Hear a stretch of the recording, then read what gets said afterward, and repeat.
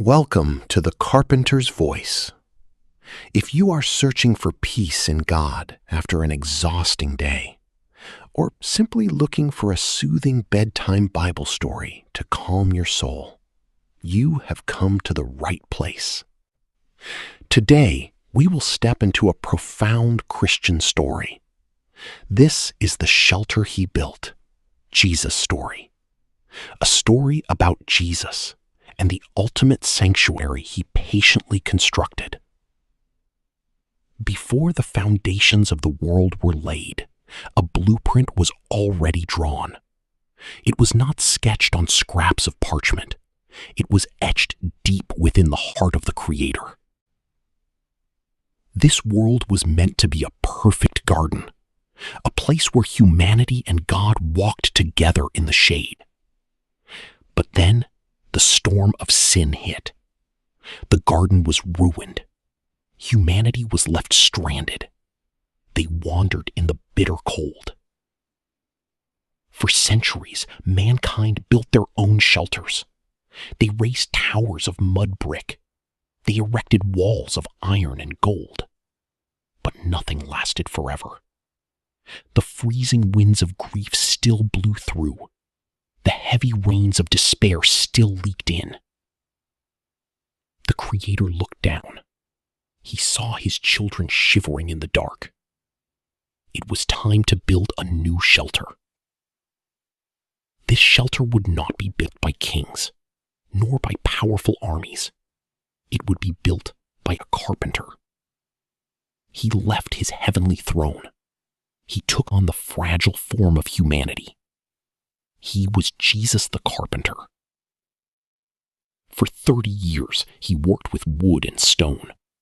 He prepared for the day he would build an eternal sanctuary, a home wide enough for the entire world. This is a lesson from the life of Jesus that we can never forget. The air by the Sea of Galilee was thick with the scent of salt. Here, the carpenter began to gather his very first stones. He did not seek out famous architects. He called out to rugged fishermen. "Follow me," he said to Simon, "and I will make you fishers of men." They dropped their nets. They were the very first foundation stones. The carpenter's construction site was not an empty plot of land. It was the hearts of thousands yearning for the love of God. On a sunlit hillside, he began to pour the foundation. The master builder spoke. "Blessed are the poor in spirit, for theirs is the kingdom of heaven." Every word he spoke was a solid block of grace. He tore down the rigid walls of strict religious law. He laid a new foundation of truth and profound mercy. He told a story about two builders. One built his house on sand. The other built his house on rock.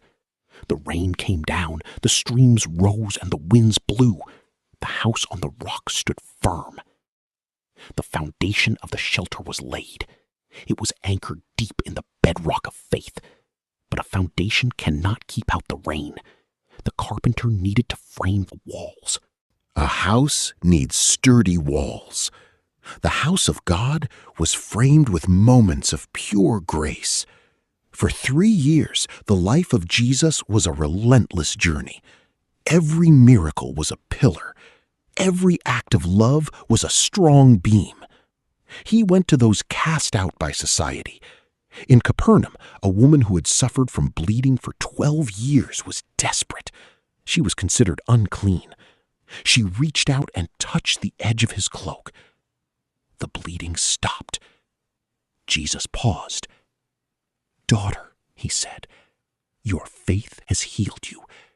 Go in peace." In that very moment, a massive pillar was raised. It was the pillar of healing.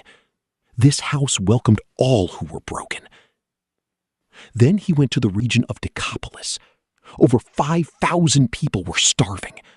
With just 5 loaves of bread and 2 small fish, he performed a mighty miracle.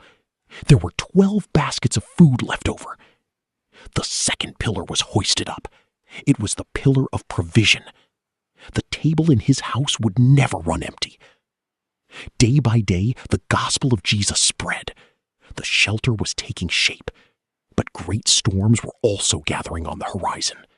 No shelter can avoid the test of a storm, and a true tempest was forming. Jesus knew it was coming. One night on the Sea of Galilee, a fierce squall arose. Massive waves swept over the small boat. The disciples were terrified, but the carpenter was fast asleep. They woke him. "Teacher, don't you care if we drown?" He stood up. He did not look at the storm with fear. Jesus calms the storm with a single command. "Quiet! Be still!" Instantly, the wind died down. The sea became as smooth as glass. For anyone needing hope in hard times, Christian, remember this moment. Inside his presence, there is absolute peace. But the greatest storm was not made of wind and rain. It was made of betrayal. It was the sin of all humanity. In the Garden of Gethsemane, darkness fell. The crushing weight of the world's sin pressed down on his shoulders. He sweat drops of blood. He was about to do the hardest work of any builder. The foundation was set. The walls were up. But the house needed a roof. A roof to shield humanity from the righteous wrath of God. That roof could only be forged in agony. It had to be painted in crimson. The torches of the guards flickered through the olive trees. The storm had arrived at the door. Tragic. The trial was a mockery. The great builder was beaten and ridiculed. They forced a crown of sharp thorns onto his head. And then they handed him wood. For 30 years, he carried wood to build tables and chairs. Now, he carried a massive, rough-hewn beam on his bleeding back, walking step by agonizing step up the hill of Golgotha. Every step was sheer torment. But he forced himself to stand. He had a house to finish. Any telling of a Christian story cannot overlook this moment. The crucifixion of Jesus. The ultimate sacrifice on the cross. The carpenter who had driven thousands of nails now stretched out his arms. He let them drive iron spikes into his own flesh. With every strike of the hammer, the roof of the shelter was secured. The cross was hoisted up. He hung suspended between heaven and earth.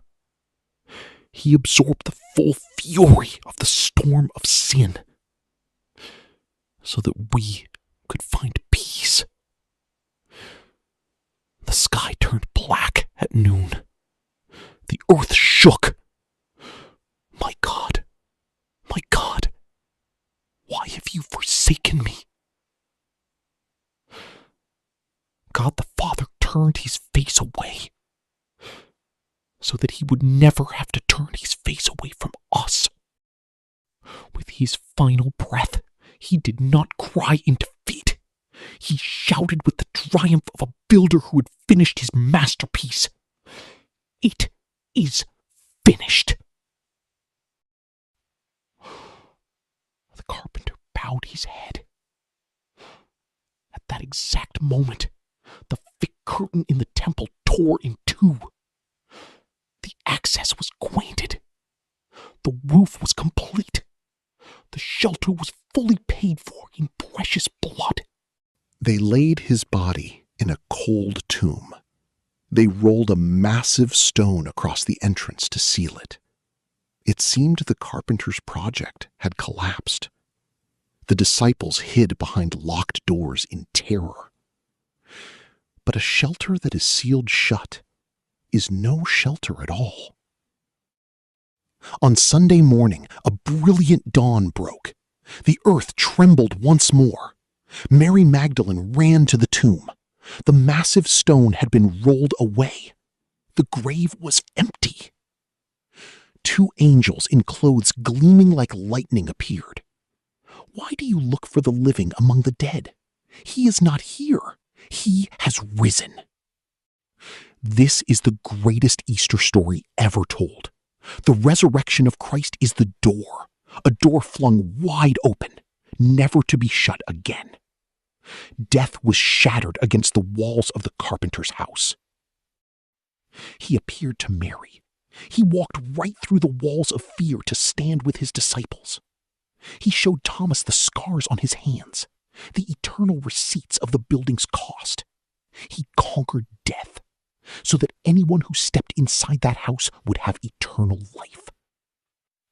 Before he ascended, he handed the keys to his disciples.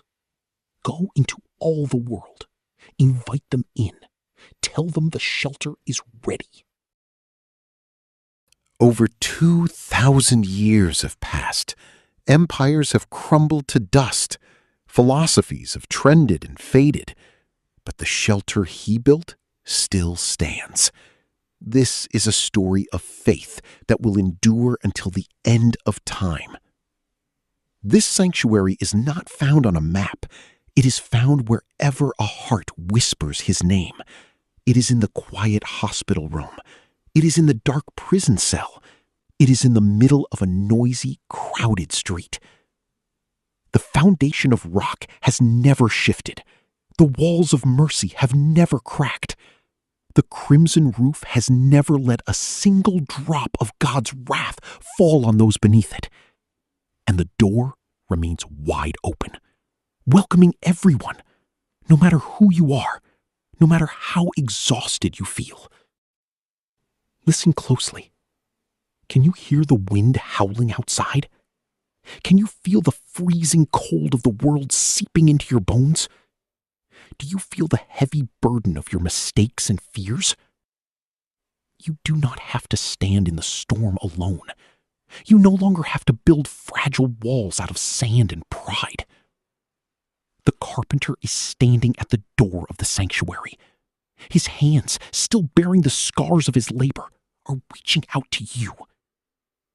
"Come to me, all you who are weary and burdened, and I will give you rest." Step inside. The shelter is finished. You are